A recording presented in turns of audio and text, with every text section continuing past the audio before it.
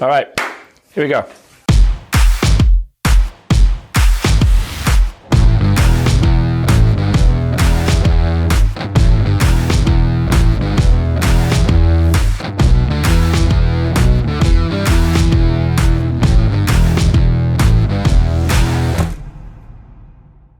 Dr. Stanley.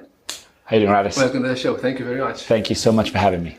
Thank you for having me in your clinic in Lisbon, Portugal. It's been a couple of great days to be around you and your team.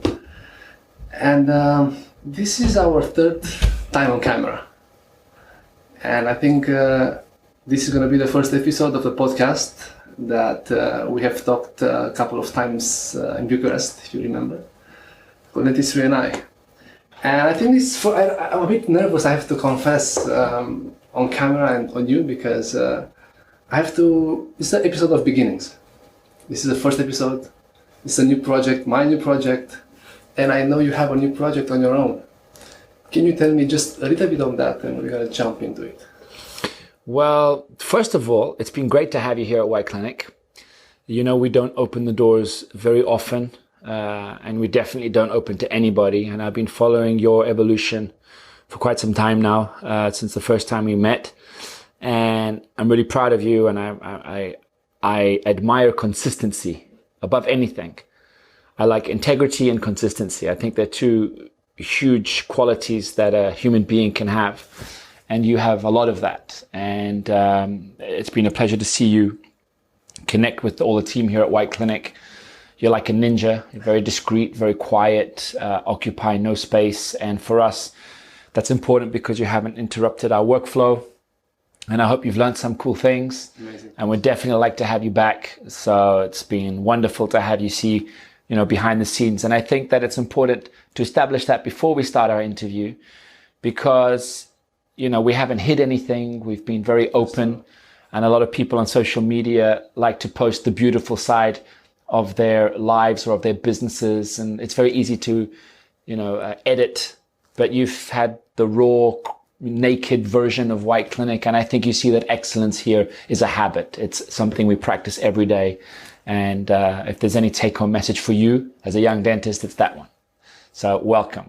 The second one is I've been seeing your evolution as somebody that's curious about dentistry, and I think that Dentistry and I, your podcast, is going to be good. It's going to be something important, because there's a huge gap in between what I do and what I know with, all my years, and me and dentists like me, and young generational dentists that are just about to graduate. And that last, fourth, fifth year students, undergraduate or graduate students, there's more questions and answers. I mean, so many more questions and answers. And I think you found a platform that will give you access to leading dentists around the world that can help with your questions and with these podcasts and with social media to get questions out there. So congratulations.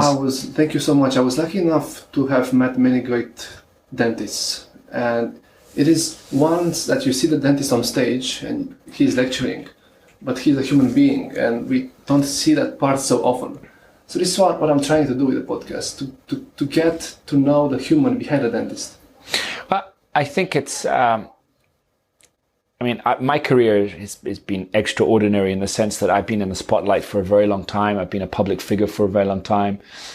And, I chose that. It was something that I chose. It's something that I work very hard at. It's something that we cultivate. And, there's a public persona that is Dr. Stanley / White Clinic, because I think they're intertwined. And I'm very proud of that work. But Miguel Stanley, actually represent a team of people which you know, and they're your friends. But then there's the Miguel extra all of that, and I think let's talk a little bit about that, and that's what you're talking about. But you asked me a question, which is I have a new project, and talk about that a little bit. So as you know, last 27th of November, one of my dreams came true, which was to do a documentary with National Geographic. And for those that don't know, National Geographic is an organization that is renowned globally for its excellence in journalistic integrity, in scientific research, It's a non-profit organization.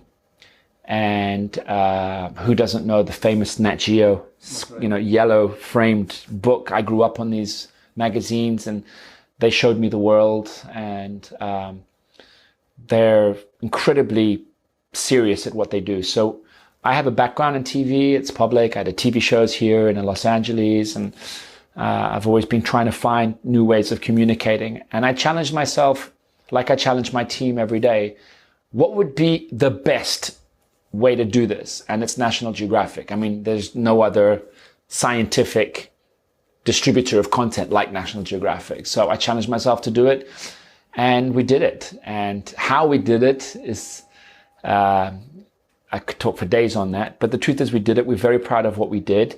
It aired in Romania, where you're from, Germany, UK, Spain, Portugal, and it's on the natgeo.com platform.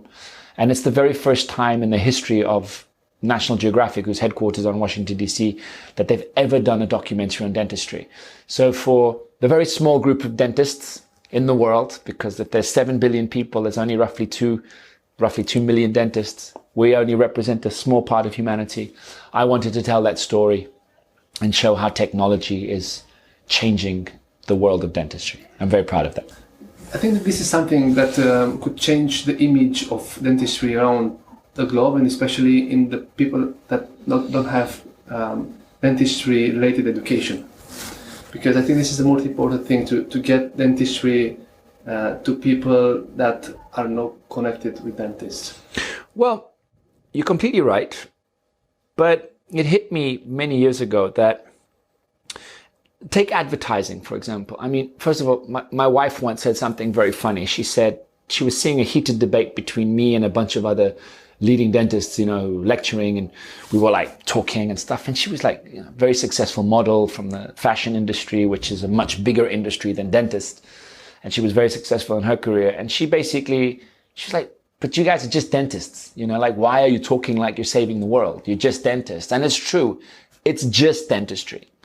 And the reason why dentists, and only dentists understand it, why we have this drive, is because we haven't been recognized as an important part of medicine. We are the poor relatives of doctors, and we're, you're not a doctor, you're just a dentist. And every dentist in the world feels that. So every dentist in the world wants to change that narrative, but they can't. And so sometimes they do it by showing off, by having, expensive cars and lifestyles and, and social media profile, and they want to be that rock star because that's human nature. But we are just dentists. And I think that we live in a very interesting time for dentistry because, it's becoming digital, it's becoming more global. But at the end of the day, we are just dentists. Now, having said that, imagine, for example, a tampon commercial. That is something that only 50% of the world population needs. So it's the female part of the population. So every man watching a tampon commercial would like, oh, that's not for me, normally, right? But it's a huge industry for half of the world's population. So let's take, for example, shows about muscle cars on Nat Geo or on the History Channel. Usually that's a guy thing, right? Guys like that kind of thing, or hunting, So there's, of course, a lot of exceptions to every rule, but some shows are for guys, some shows are for girls, some shows are for everybody, some shows are for kids. But dentistry, how interesting is dentistry to the world? Well, the truth is that I would say half of the world can't afford dentistry. And we show a little bit of that in our documentary, how there's only 300 dentists in Uganda for a population of 41 million. And those numbers tend to be seen in other areas of Africa, which is quite crazy. But the truth is that people that have healthy teeth don't need a dentist. So a lot of people are going to watch the show and like, dentistry, and including the people that actually decided whether we'd go ahead and make a show on dentistry. But then when I showed them how deeply emotional a new smile was when given to somebody, those shows when they like change somebody's house when you change somebody's smile, the reaction and the energy, not just of the person who we did it to, but the person who's watching, is like very few things on earth. It's an amazing feeling. And we managed to capture that, and we're happy that we did that.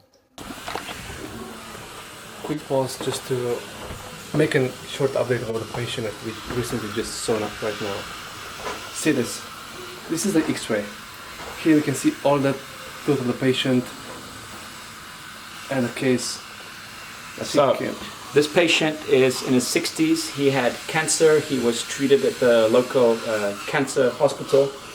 He had radiotherapy, chemotherapy, and yet he still had these massive infections with old dental work in his mouth. So it pretty much jumped that step. And he's in remission. He was healthy, and his mouth literally reeked the quantity of bacteria that he had, the level of infection that he had inside his bone and his teeth it was overwhelming.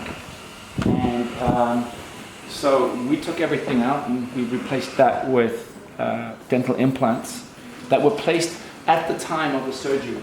So there was no waiting period. Usually you take the teeth out, you'd wait 6 months and then place the implants. In this case, we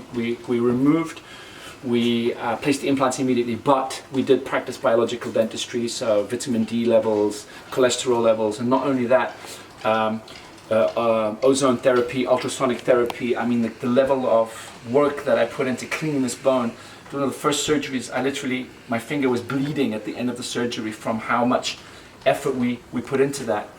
Of course, it's a huge team effect. I mean, probably 17 people were involved in rebuilding this patient's mouth, but that's not the story. So the story here is you've got a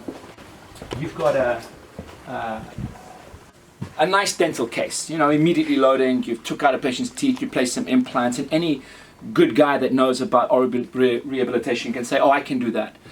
But that's not the story. The story is that throughout this whole process of cancer treatment, not once did people say, hey, let's look at your mouth, because we're just dentists. So society is always heightened, a cancer specialist and internal medical doctors. These are the important doctors, and make no mistake, these are very important doctors and the ones that truly can make a difference.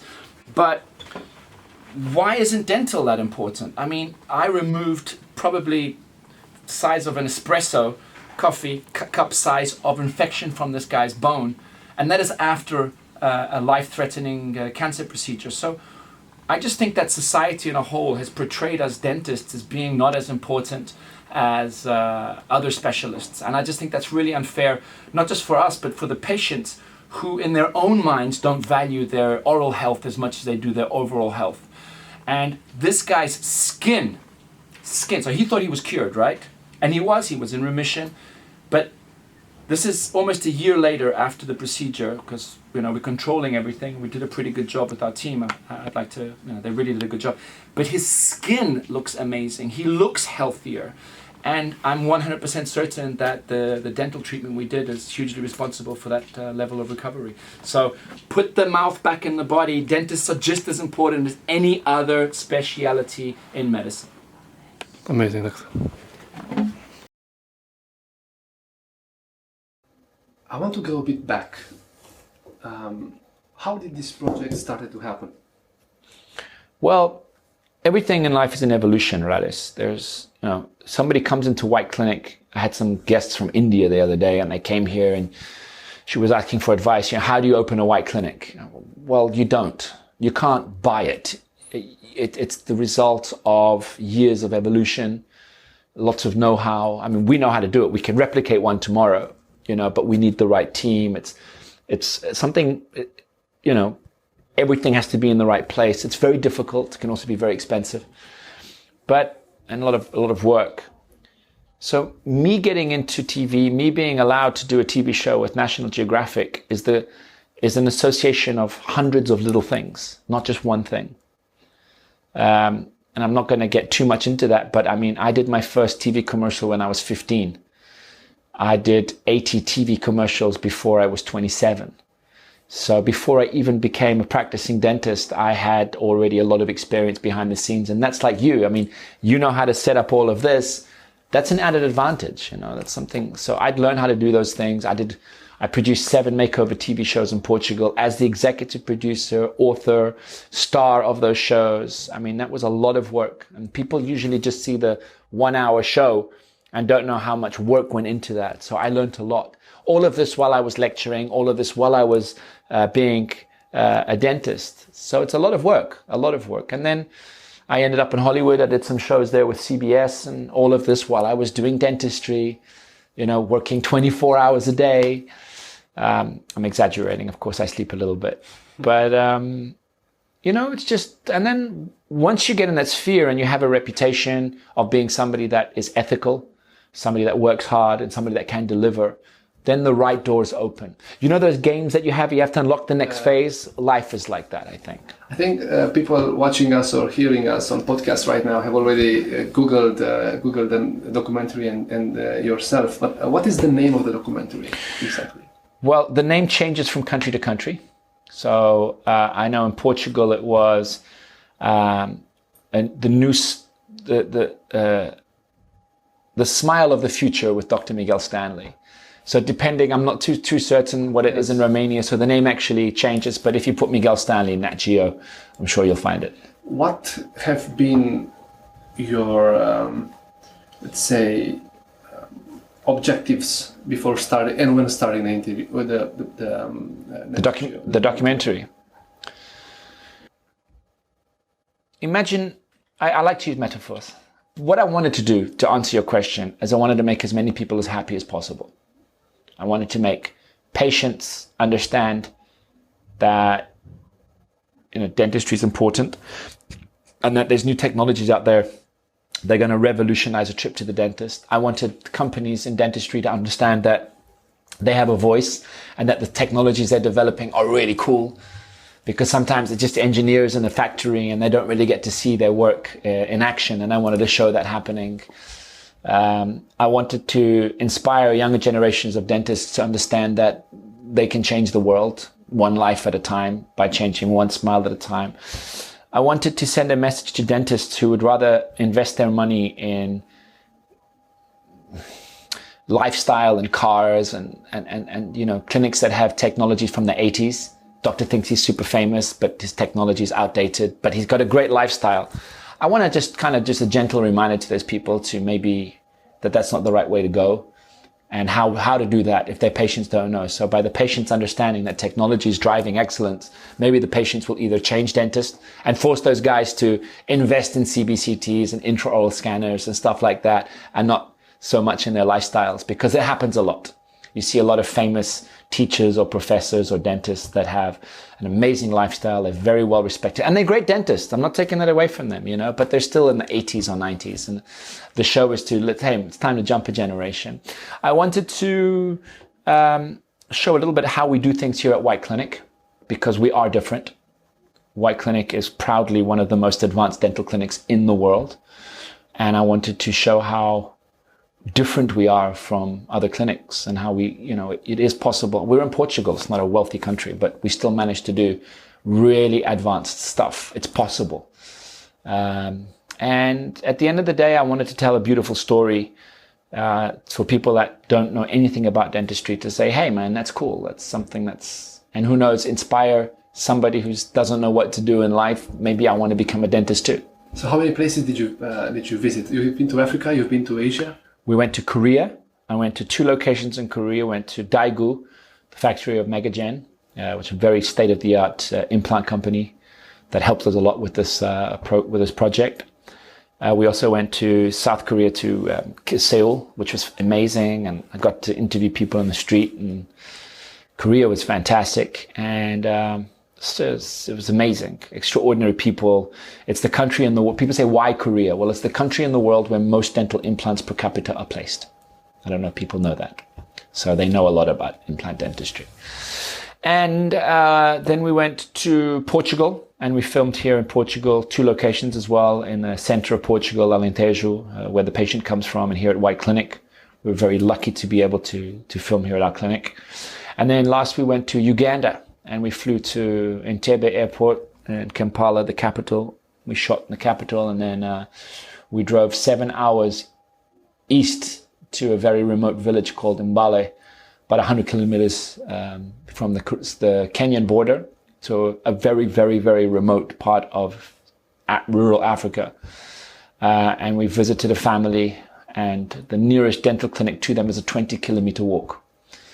And we wanted to understand if technology developed in Korea could change that life. And it was a hypothesis that I placed Nat Geo, and we proved the hypothesis, and it worked, and we did magic. I've seen the reaction of the community of that lady, how she was completely transformed. Do you have any particular memory from the filming period of time that comes to your mind when you think about that maybe make your heart get warmed? We woke up at 7 a.m., had coffee with the team. And for those that know me, I need good coffee. And we did not have good coffee. So my day started rough. Mind you, Uganda actually makes very good coffee for my Ugandan friends listening to this podcast. But we drove to about an hour to this village, and it was like going back in time. And I just realized how privileged we were to even have running water, toilets, a bed, food, access to medical care. And it's just, you see this current refugee crisis. And the first time I saw these people coming into Europe, and of course the natural instinct is, hey, get out of our country, but then you see the results of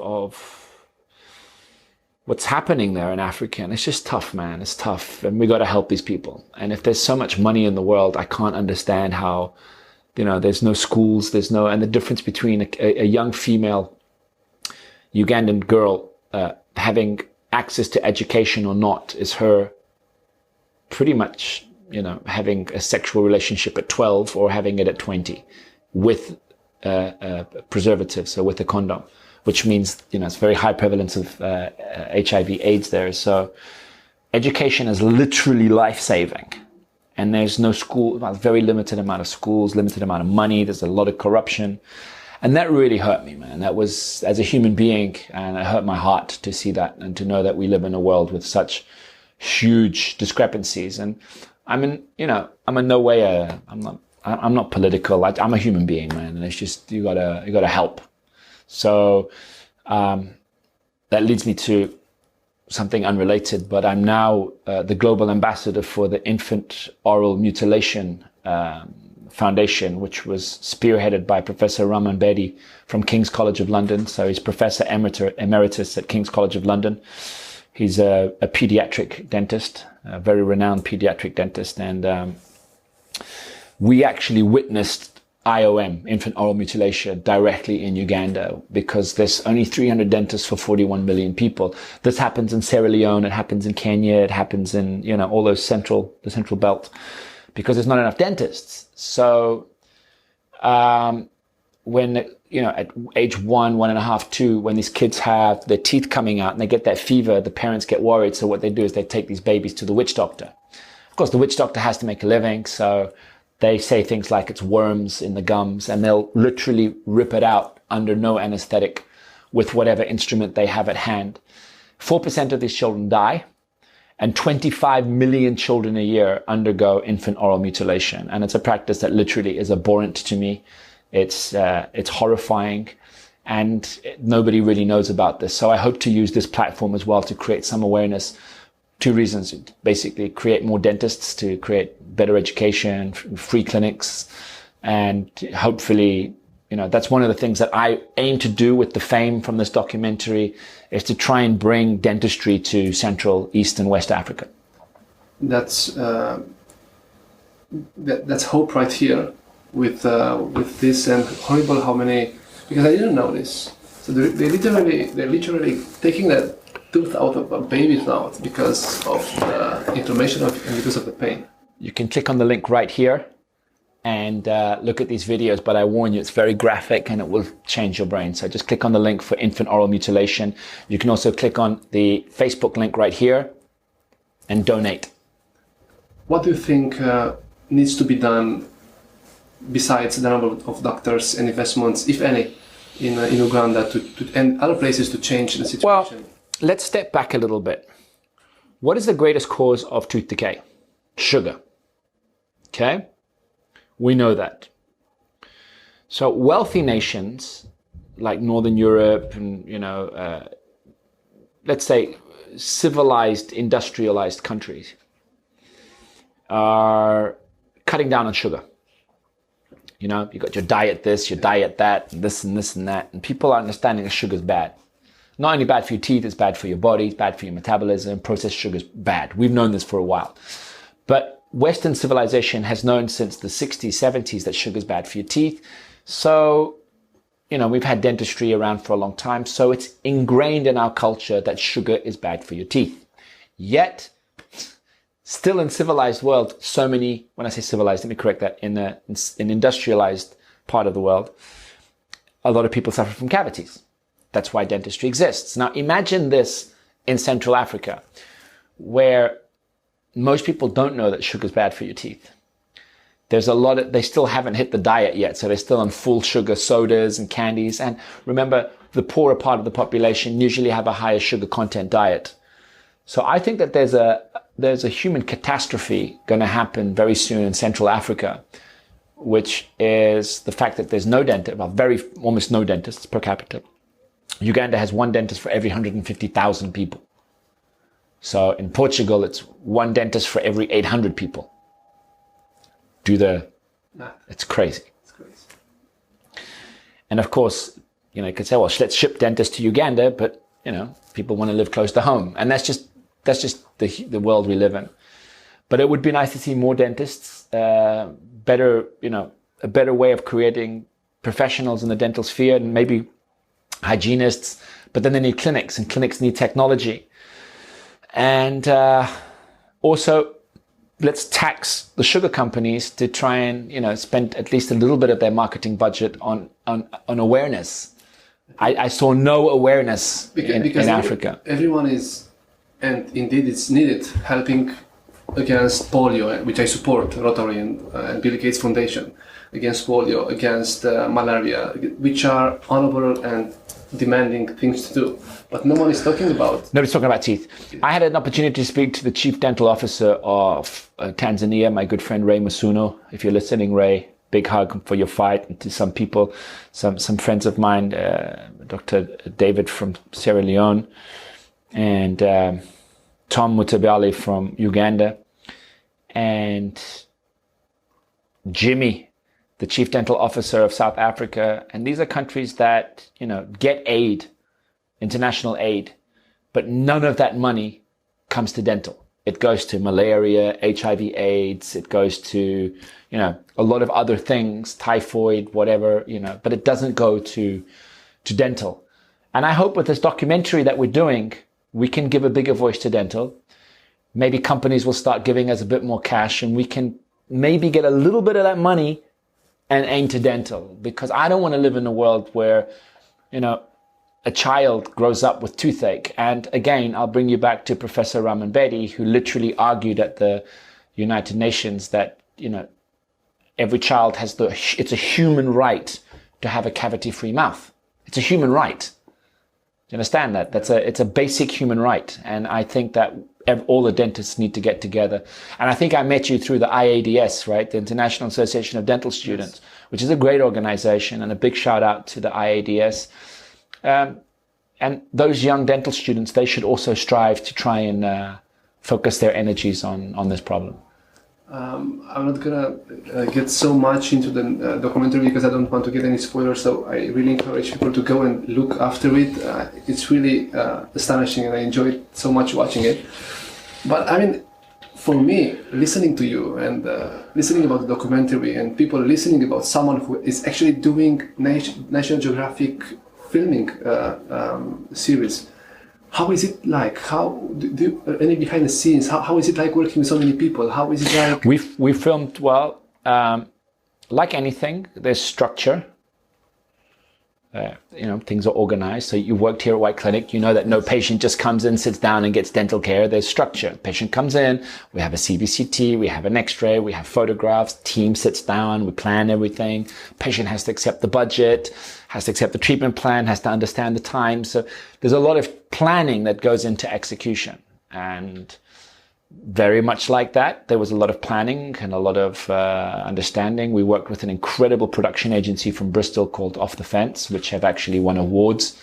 They work primarily with the BBC and with National Geographic. So these guys were the best in their field. And when you're working with incredible professionals who know what they're doing, and everybody is exceptional with a lot of experience. My executive producer, Ivan Boso, he's got 17 years of producing these documentaries. He's one of the most traveled guys you'll ever meet.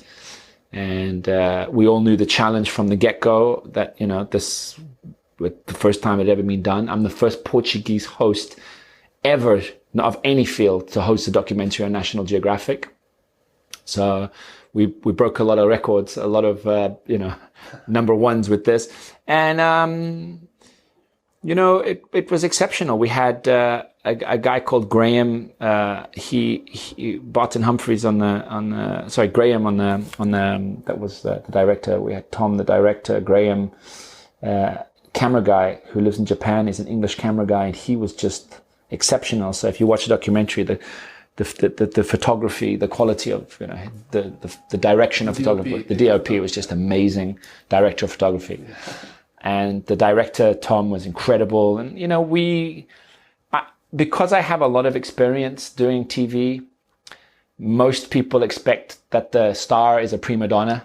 I am and that's just not me. So I was, helping carry bags from day one, and I was just part of the team, and I was just an extra. I was just part of the team. I think that, so a lot of people give themselves a lot of self-importance, and I made that mistake many, many, many years ago. So I think that one of the most important things was just team spirit and not thinking that I was number one, but the end result was important. And everybody came together, and I got a lot of compliments from the team for that particular, way of thinking. And people say, how did I do that? Well, I think like that at White Clinic in my work, because I'm not the most important thing. The smile of each patient is the most important thing. So whatever it takes to get that, the cleaning lady, the CEO, the whoever, we're a team. And that's something that was really nice to see, that there's no big difference from the way I work to the way that National Geographic works. So what was, if any, a challenge that you or the team faced while filming? Well, there were several challenges. The first one was them accepting to do it. And I remember waiting for a few weeks. I was a bit nervous, and we got the answer, and that was like the first, yes. And then the second one was getting the funding, and that took a while. So we managed to finally get that as well. And then it was, choosing Central Africa to go film. And that was a challenge within itself. And we wanted to get 3D printers and milling machines in the most remote part of Africa. And, finding a clinic.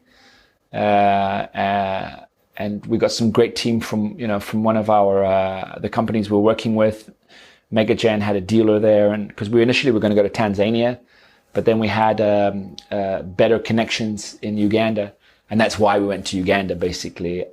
But we wanted to ship in this portable milling unit from VHF in Germany. And the guy was like, hey, it's easy to get it into Uganda. We just don't know if we can get it out.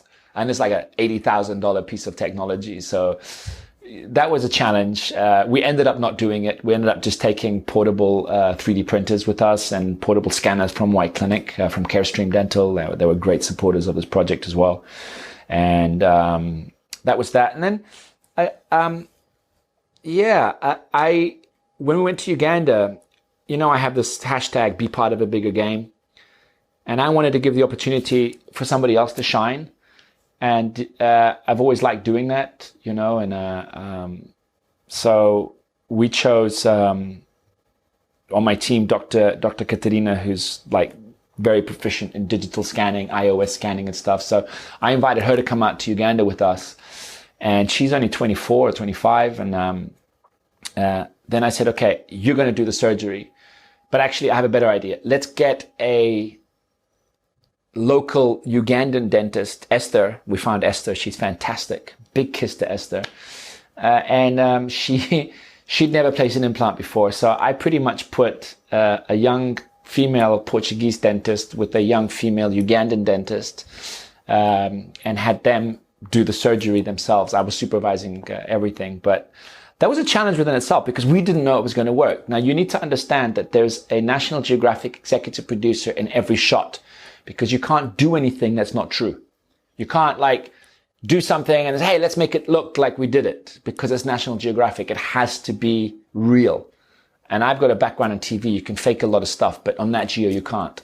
So thank God everything worked to perfection and thanks to amazing technology. And, I'd like to also give a big thanks to Sam Omar, Dr. Sam Omar from Egypt, who wasn't in the film, but he was holding our hand all of the way. And I want to give him a big thank you. He's exceptional. He runs R2 Gate, the planning treatment software, and he was just exceptional. Hugely knowledgeable person. So despite me being, the star of the show, the true stars were everybody behind the scenes that made this happen. What is next to you now with the documentary on? What's next for me? Yes. Back to work, White Clinic.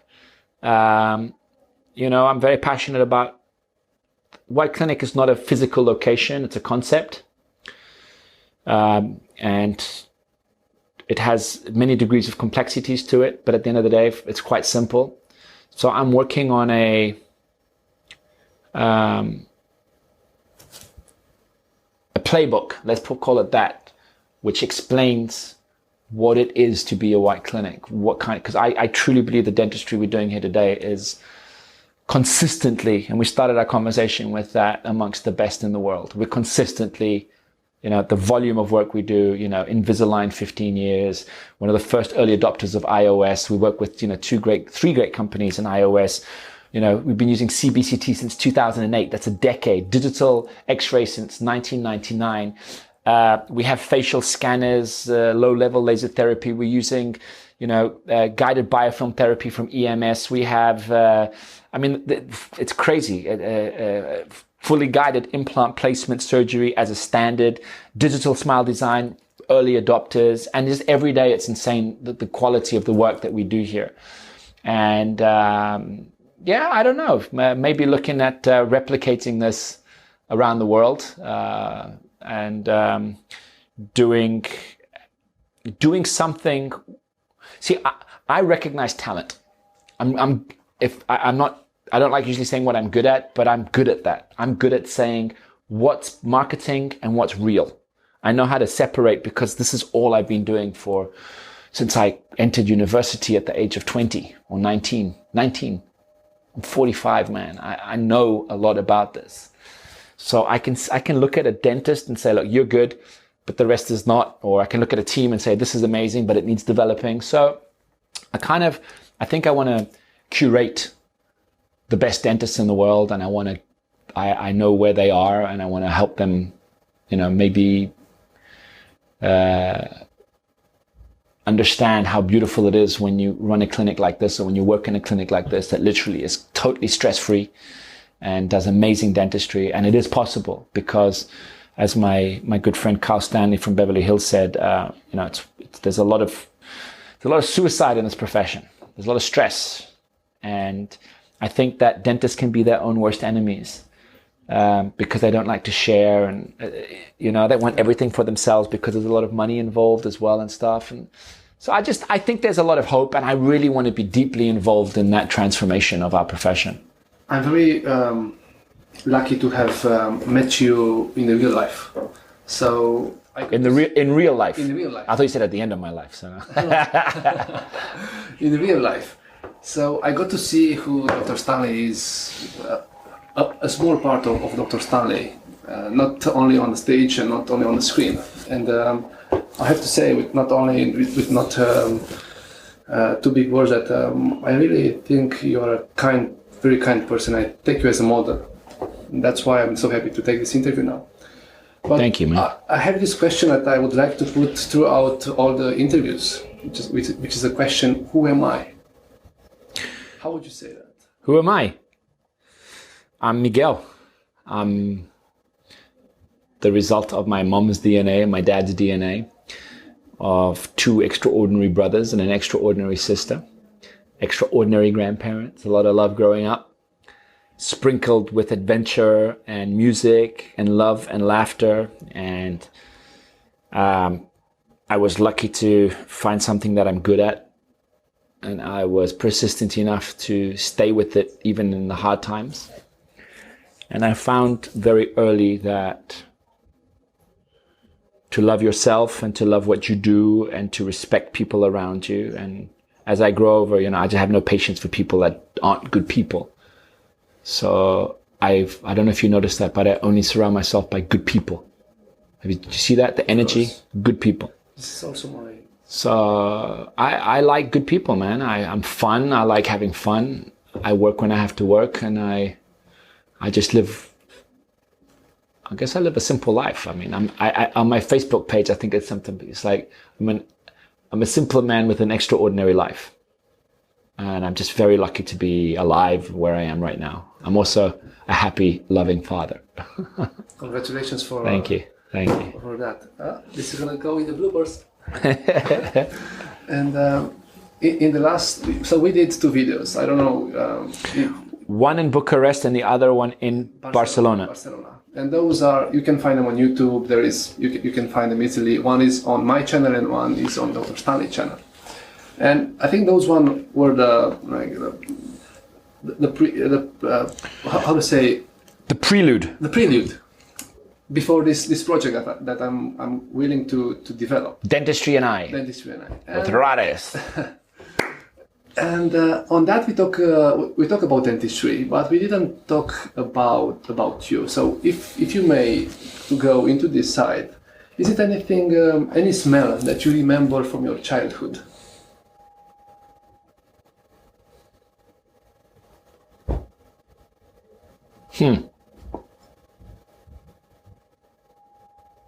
Africa, man.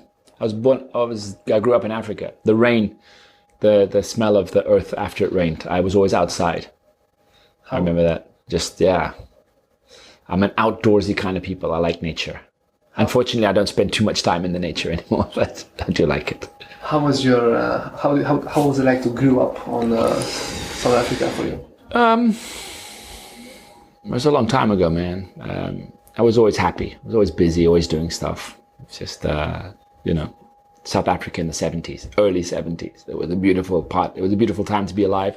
Unfortunately, it had apartheid, and my father didn't like that, so we left. I left when I was 9, almost 10.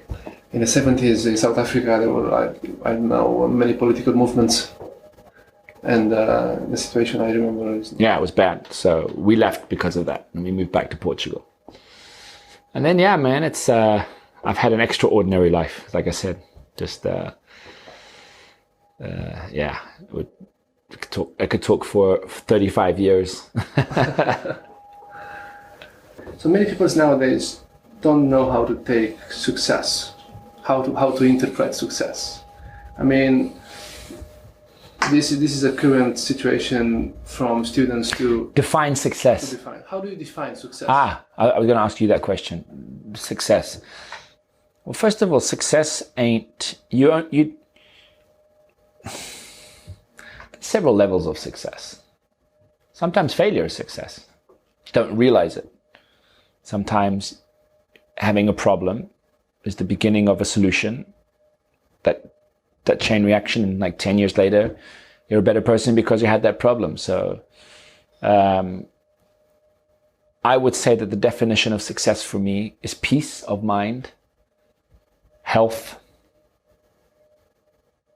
and be with my family and my friends and everybody happy and healthy. That's success for me. Seriously. A lot of people think it's money and fame. It's not at all.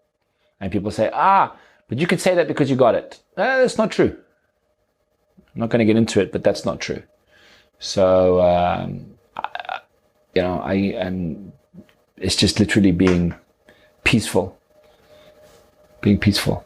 You are one of the top dentists on the planet, if I am allowed to say this. And Appreciate that. do you, from your experience, what do you think separates the very best from everyone else? What is this gap that some cannot achieve? Obsession.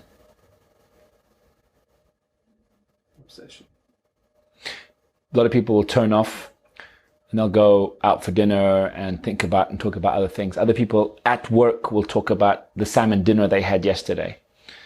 Or they'll talk about a movie that they watched. So they'll be working and they will be talking about normal human things. I don't do that. I'm like a robot. I only talk about this. I only do this. So I'm not obsessed, like crazy obsessed, but I'm a healthy obsessed because I'm building something and it never, ever, ever ends. I never, ever, ever stop.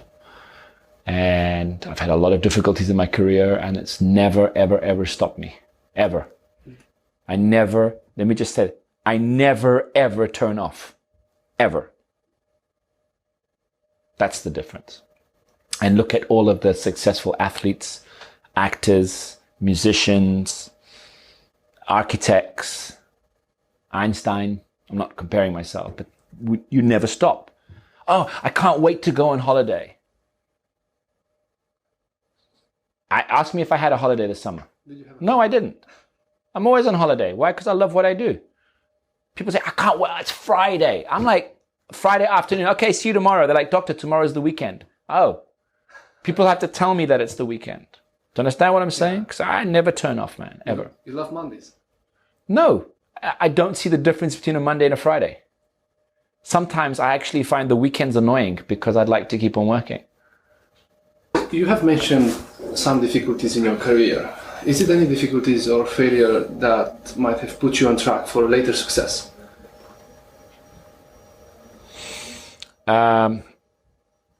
Look, again, sometimes it's not the size of the difficulty, but it's the timing of the difficulty.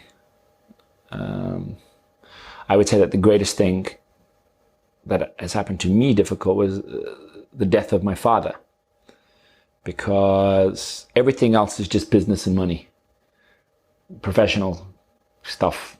Losing a father, that's something dramatic. And I would say, that really helped me understand, a lot of, because he was such an important person in my life. Then, there's little things like, people online saying mean things. And, despite being well known, there was a long time where colleagues here in Portugal, because, there's a lot of jealousy. The closer to home, the higher the jealousy, or the higher the competition, whatever you want to call it, And I remember for a very long time while I was doing my TV shows, I used to get a lot of criticism, a lot. And it hurt. Because, I never hurt anybody. I never did anything bad. I never did anything but promote dentistry. I never said, I'm the best, I'm the greatest. And that hurt me a lot, But I realized, what are you going to do? So that was probably one of the toughest ongoing things, because that lasted many, many years. It still lasts today. I organized a meeting called the Sename in 2015 here in Portugal. We had 23 of the world's leading dentists here in Portugal. The tickets were cheap. And later people came and said it was the best that we've ever organized in Portugal. I mean, we had the best dentists in Portugal, in the world here in Portugal, at an amazing convention center. It was incredible. We had an evening at the casino. I mean, it was like the best event ever in Portugal, which my sister and I organized. And we had only like 80 Portuguese people come out of 11,000 dentists. So that's how bad it is, and that's hurt me. That's one of the toughest things I've ever had in my career, is not being recognized by local dentists. There's just this jealousy or this, incapacity to understand why I'm successful or not.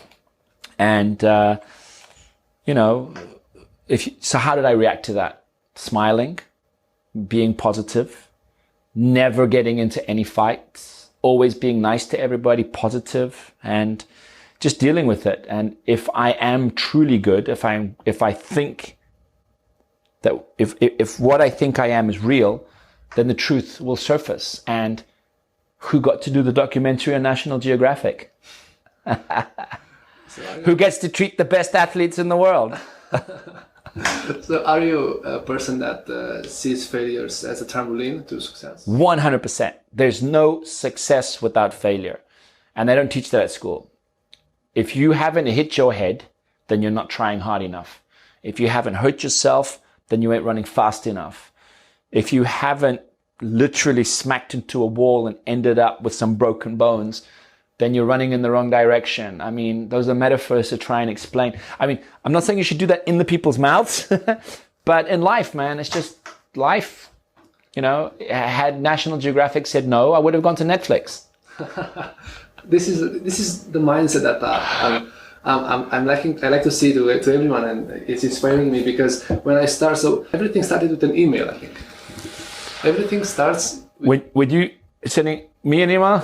In general, in life, when you want something, you send an email. I'm actually not an email. I'm a phone call kind of guy. Really? I pick up the phone and I call people.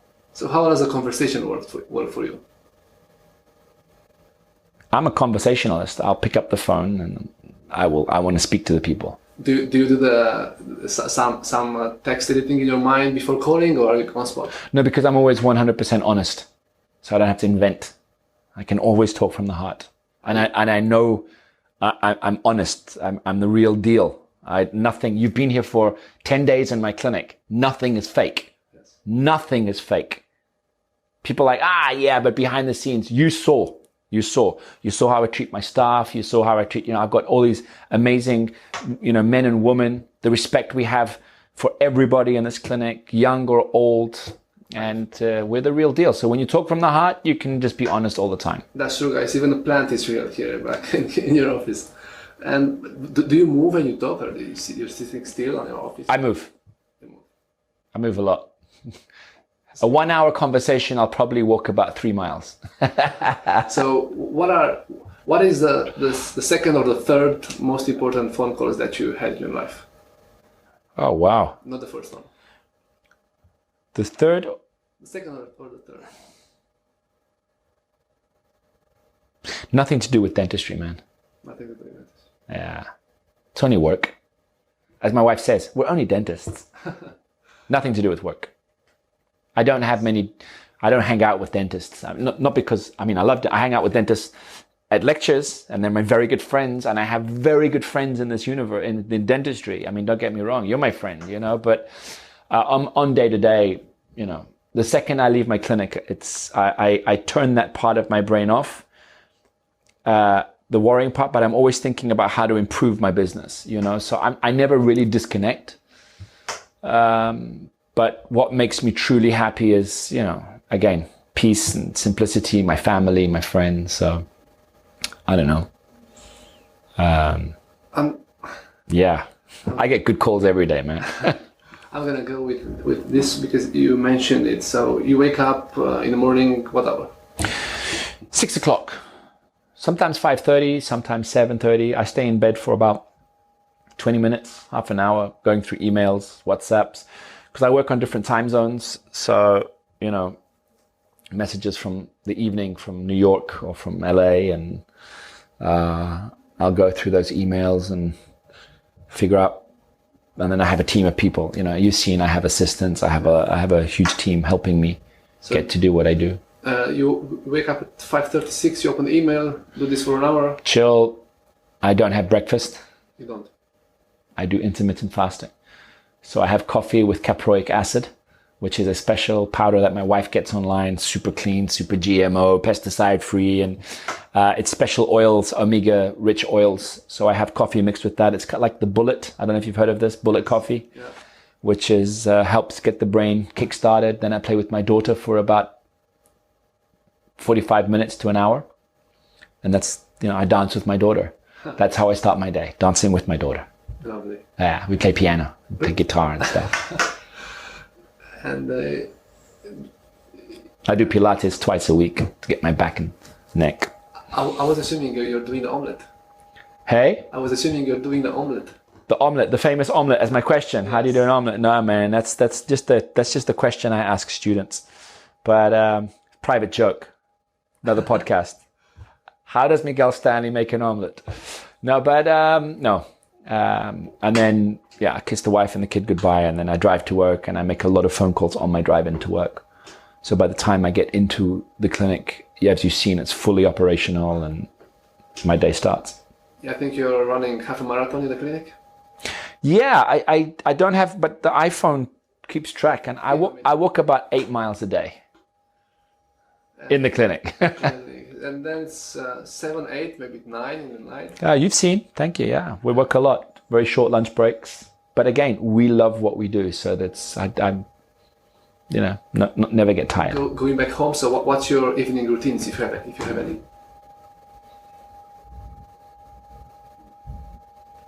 Well, I get home. My daughter's happy to see me. I play with my dog. Tell my wife about my day. We're very, very peaceful people.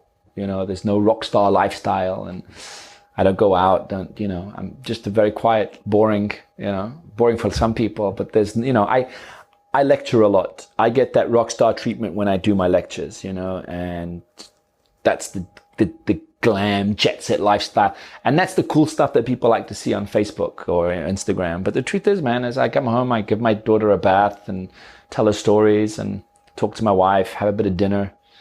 I like cooking, and put my daughter to bed, then watch a movie, watch a series. I love to watch documentaries. So I produced a documentary. Well, I filmed a documentary. I love documentaries. I like the fact that you tell a huge story in 40 minutes. It's something that I find fascinating. So I like to watch documentaries. And then I pass out, man, early. I pass out. I'm getting old, man. I fall asleep. Drink lots of water. I drink lots of water. Sleep is very important. Sleep is very important, so I used to be able to go out at night and, have a very active social life and sleep a few hours I can't do that anymore. So I think that the level of energy and intensity I put into my work every day, which is not just dentistry, but it's also management. And I do a lot of management, as you've seen. Because tell me a trick, because let me tell you something. Since I started my own project, except Dentistry and I, what I do some congresses for students in Romania. It's called Dentistry. So once I started this, I did a live broadcast with you once. You did last year. Yeah. And thank you so much for that. You had so many people in the room, man. That was amazing. Yeah. And once I start this project, it keeps running into my head. I can't get it out.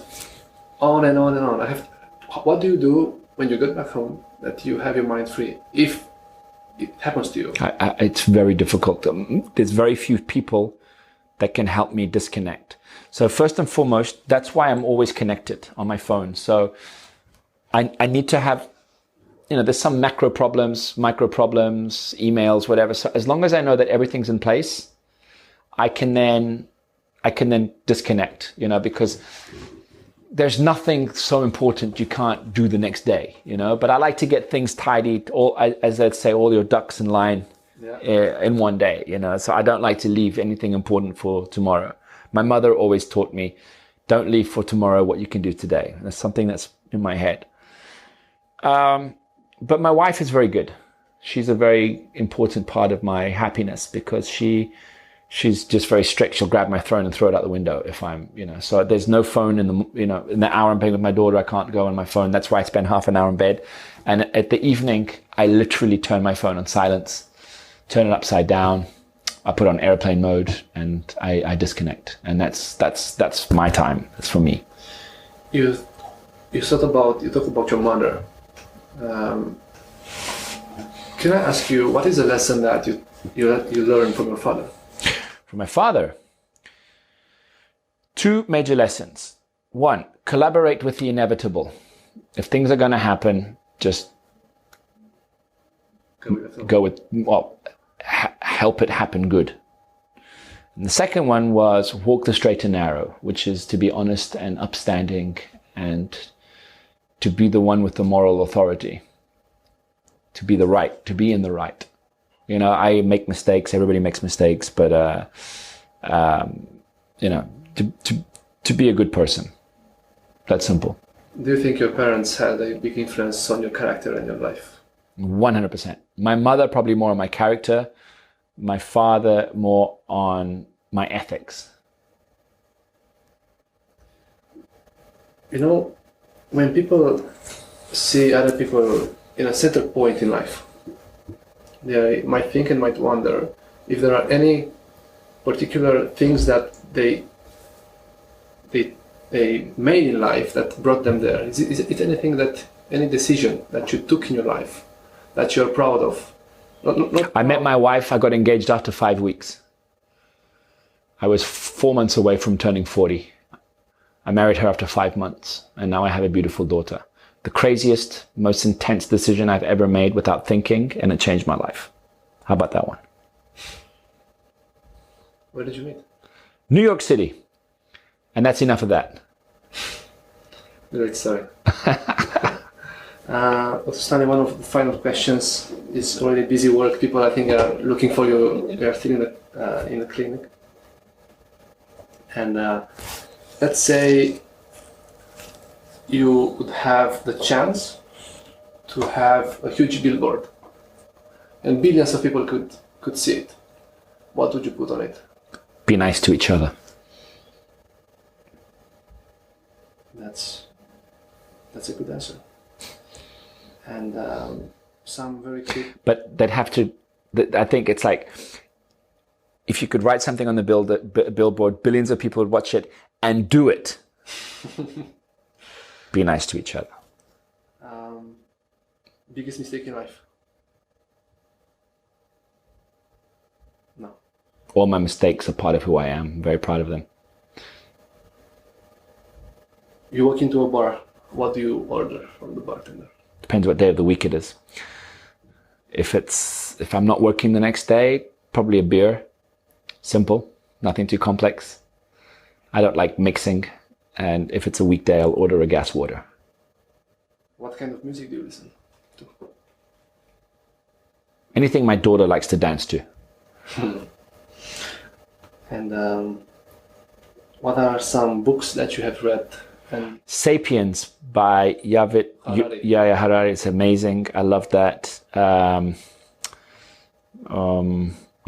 I've just put that down. And I wanted to read Homo Deus, his follow-up.